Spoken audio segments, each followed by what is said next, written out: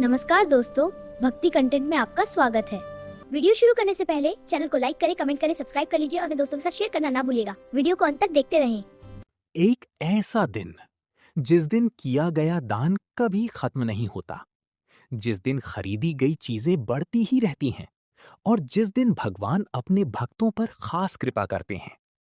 जी हाँ दोस्तों, हम बात कर रहे हैं अक्षय तृतीया की। लेकिन सवाल है, अक्षय तृतीया इतनी खास क्यों है? इस दिन ऐसा क्या हुआ था कि इसे अक्षय कहा जाता है? और इस दिन हमें क्या करना चाहिए ताकि जीवन में सुख, धन और समृद्धि बढ़े? A man thinking. आज के इस वीडियो में हम जानेंगे अक्षय तृतीया का इतिहास, उससे जुड़ी पौराणिक कहानियां, इसका असली महत्व और कुछ खास रहस्य। तो वीडियो को आखिर तक जरूर देखिए, क्योंकि अंत में मैं आपको एक ऐसा उपाय बताऊंगा जो आपकी किस्मत बदल सकता है। अक्षय तृतीया क्या है? अक्षय तृतीया हिंदू धर्म का बहुत ही पवित्र और शुभ दिन है। ये वैशाख महीने की शुक्ल पक्ष की तृतीया तिथि को मनाया जाता है।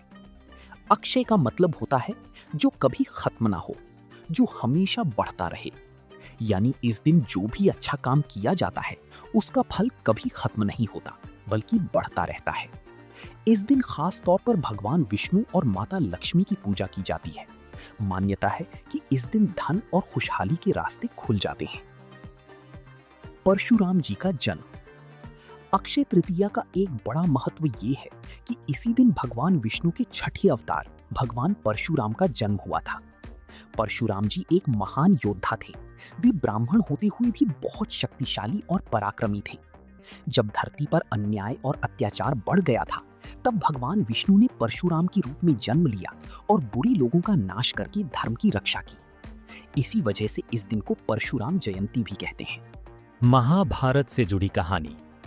कहा जाता है कि इसी दिन महर्षि वेद व्यास ने महाभारत लिखना शुरू किया था। इस महान ग्रंथ को लिखने का काम भगवान गणेश ने किया, लेकिन उन्होंने एक शर्त रखी, मैं बिना रुके लिखूंगा, आप भी नहीं रुक सकते। तब वेद व्यास जी ने कहा, आप हर श्लोक को समझ कर ही लिखेंगे। इस तरह महाभारत की रचना शुरू हुई। इसलिए ये दिन ज्ञान और बुद्धि का प्रतीक भी माना जाता है।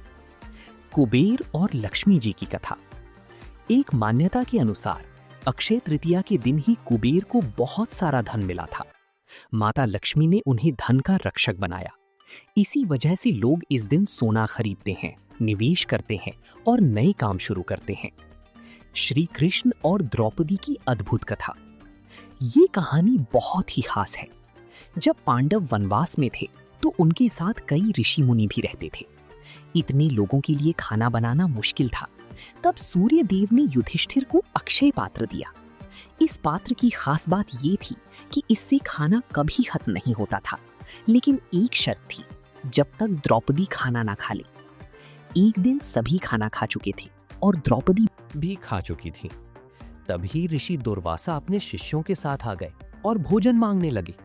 अब समस्या खड़ी हो गई, क्योंकि पात्र खाली था। द्रौपदी ने घबराकर श्री कृष्ण को याद किया। तुरंत श्री कृष्ण वहां आए और बोले, मुझे कुछ खाने को दो। द्रौपदी ने कहा, प्रभु कुछ नहीं बचा। लेकिन जब श्री कृष्ण ने पात्र देखा तो उसमें एक छोटा सा चावल का दाना मिला। उन्होंने उसे खा लिया और जैसे ही उन्होंने खाया, पूरी सृष्टि तृप्त हो गई। ऋषि दुर्वासा और उनके शिष्य भी बिना खाए ही संतुष्ट हो गए और चले गए। यही है अक्षय का मतलब। भगवान की कृपा से थोड़ा भी कभी खत्म नहीं होता। अगला विभाग, गंगा अवतरण और त्रेता युग की शुरुआत। मान्यता है कि इसी दिन मां गंगा धरती पर आई थी। राजा भगीरथ ने अपने पूर्वजों के मोक्ष के लिए कठोर तप किया। उनकी तपस्या से प्रसन्न होकर गंगा जी धरती पर आने को तैयार हुई, लेकिन उनका वेग बहुत तेज था। इसलिए भगवान शिव ने उन्हें अपनी जटाओं में धारण किया और धीरे धीरे पृथ्वी पर उतारा। इसलिए ये दिन पवित्रता और मोक्ष का प्रतीक है। इसी दिन त्रेता युग की भी शुरुआत मानी जाती है, जिसमें भगवान राम का जन्म हुआ। पूजा विधि। अगर आप इस दिन का पूरा लाभ लेना चाहते हैं तो ये काम जरूर करें। सुबह जल्दी उठें, स्नान करें और साफ कपड़े पहनें। भगवान की पूजा करें। विष्णु जी और लक्ष्मी जी की पूजा करें, दीपक जलाएं और फूल चढ़ाएं। मंत्र जाप करें, ओम नमो भगवती वासुदेवाय, कम से कम 108 बार जाप करें। दान करें, गरीबों को अन्न, पानी और कपड़े दें। कुछ खरीदें, इस दिन सोना या कोई भी वस्तु खरीदना शुभ माना जाता है। किस्मत बदलने वाला उपाय। अगर आप धन चाहते हैं तो ये आसान उपाय करें। एक पीले कपड़े में चावल, हल्दी और एक सिक्का बांध लें और इसे घर की मंदिर में रख दें। मान्यता है कि इससे घर में कभी पैसों की कमी नहीं होती।